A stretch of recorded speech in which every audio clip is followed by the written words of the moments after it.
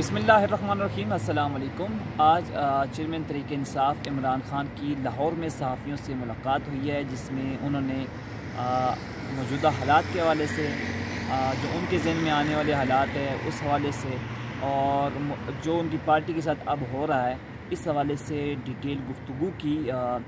कुछ ऐसी बातें भी की जो आपके नज़र में या आपके सामने पहली दफ़ा आएंगी।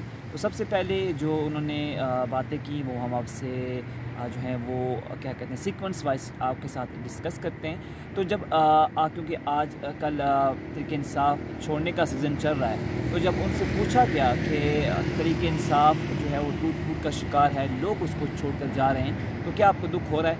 तो उन्होंने कहा ज़ाहिर सी बात है, पार्टी है, पार्टी से लोग जा रहे हैं तो अफसोस होता है। तो उनसे पूछा गया कि किस रहनुमा के जाने से आपको ज़्यादा जो है वो दुख हो रहा है? तो उन्होंने कहा डॉक्टर शरीक मज़ारी के जाने से मुझे सबसे ज़्यादा दुख है, क्योंकि एक नज़रियाती कारकुन थी और तहरीक इंसाफ की बड़ी पुरानी कारकुन है, इमरान ख़ान के जो नज़रिए के साथ बड़ी क्लोज़ थी। साथ साथ उन्होंने कहा कि मुझे पता है कि वो मजबूर होकर उन्होंने पार्टी छोड़ी और उनके जाने से मुझे शदीद दुख हुआ, और इस तरह उनकी फैमिली को जो है वो जब वो जेल में थी दुख हुआ और उनको परेशान किया गया, वो भी सब चीज़ें उनके सामने हैं। फिर उनसे पूछा गया कि फवाद चौधरी के जाने से दुख हुआ, तो उन्होंने कहा फवाद चौधरी के जाने से भी दुख हुआ और मुसरत चीमा और एक को उनके हस्बैंड के जाने से भी दुख हुआ। तो बाकी उन्होंने कहा कि आने जाने वाले जो हैं वो चेहरे हैं, और उन्होंने इस मौके पर कहा कि कुछ लोग जो हैं इस मौके पर मजबूर होकर वो गए और कुछ लोग जो हैं बेनकाब हो गए हैं इस मौके पर। जब उनसे पूछा गया क्या इन लोगों को आप जो हैं वापस पार्टी में लेंगे, तो उन्होंने कहा कि ये इंडिविजुअली देखा जाएगा, कि उस मौके पर सोचा जाएगा अगर ये वापस आना चाहें तो इनका क्या केस था, तो फिर देखा जाएगा कि इनको वापस लिया जाए या ना लिया जाए। अच्छा, फिर उनसे बात की गई कि मुज़ाकरात के हवाले से, तो क्या मुज़ाकरात जो हैं वो आपको नहीं करने चाहिए या मुज़ाकरात के हामी नहीं है, और जब क्या उन्होंने ऑफ़र भी की थी। उन्होंने कहा मैं किससे मुज़ाकरात करूँ।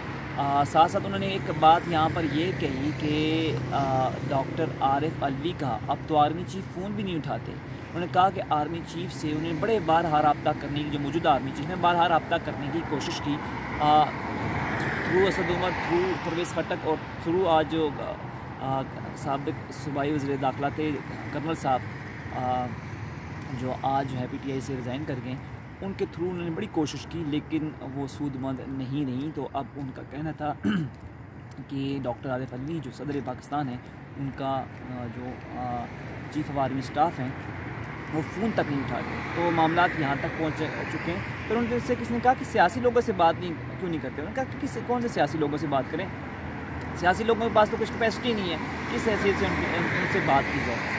तो ये दो बातें जो हैं वो मेन उन्होंने कही। फिर उन्होंने कहा कि आपकी जो है मुस्तक़बिल के हवाले से पूछा गया क्या लगता है आपके साथ क्या होने वाला है। तो उन्होंने कहा कि मेरी पार्टी भी बैन हो सकती है, मुझे न्यायालय भी किया जा सकता है और मुझे भुट्टो 2 भी बनाया जा सकता है, कि जो कि भुट्टो के साथ हुआ मेरे साथ भी हो सकता है। उन्होंने कहा कि आपकी लोगों ने सवाल पूछा जो मौजूद सहाफ़ी थे कि आपकी गैर मौजूदगी में पार्टी कौन चलाएगा। उन्होंने कहा मेरी गैर मौजूदगी में पार्टी शाह महमूद कुरैशी चलाएंगे और परवेज़ खटक मामला देखेंगे।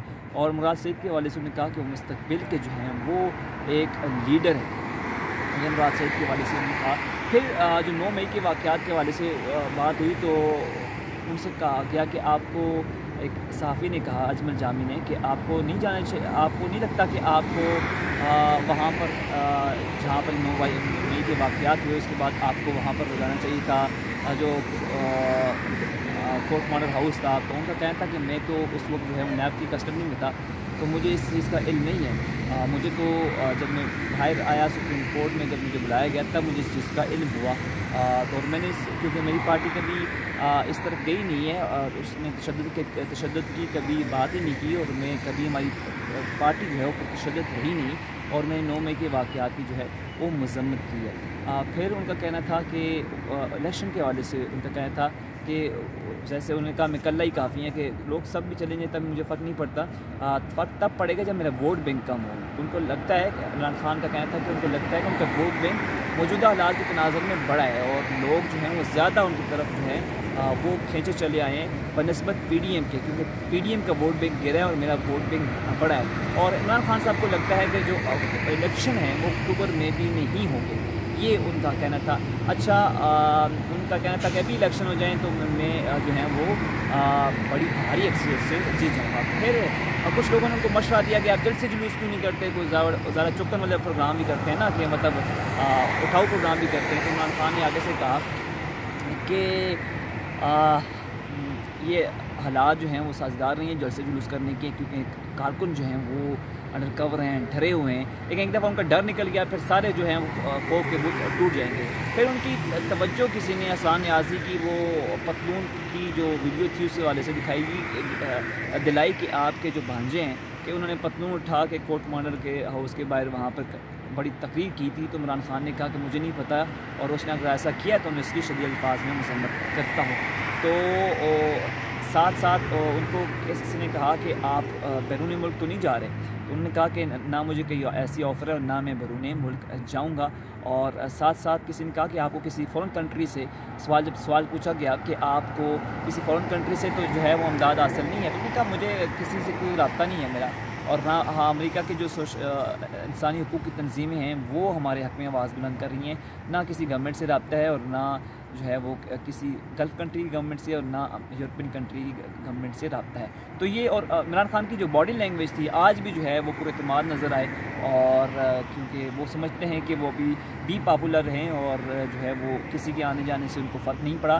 تو لب لباب ہے کہ عمران خان جو ہیں وہ ابھی بھی کہہ رہے ہیں کہ جو ہیں وہ مقبول لیڈر ہیں اور ابھی بھی الیکشن ہو جائیں تو وہ جیت جائیں گے۔ دوسری طرف عمران خان نے آج ایک 7 رکنی مذاکراتی کمیٹی بنا دی ہے، جس میں شاہ محمود قریشی، اسد عمر، پرویز خٹک جو ہیں، عماد اظہر، یہ لوگ شامل ہیں جو مذاکراتی ٹیم کا یا مذاکراتی کمیٹی کا حصہ ہیں جو کہ مذاکرات کرے گی۔ اب دیکھنا ہی ہے کہ اس کے ساتھ کوئی مذاکرات کرتا ہے یا نہیں، کیونکہ حکومت نے تو کہا تھا کہ ہم آپ کے ساتھ مذاکرات نہیں کرتے۔ تو آنے والے وقت میں کچھ مزید ڈیولپمنٹس ہوتی رہیں گی، تب تک ہمیں اجازت دیجیے، اپنا خیال رکھیے، اللہ حافظ۔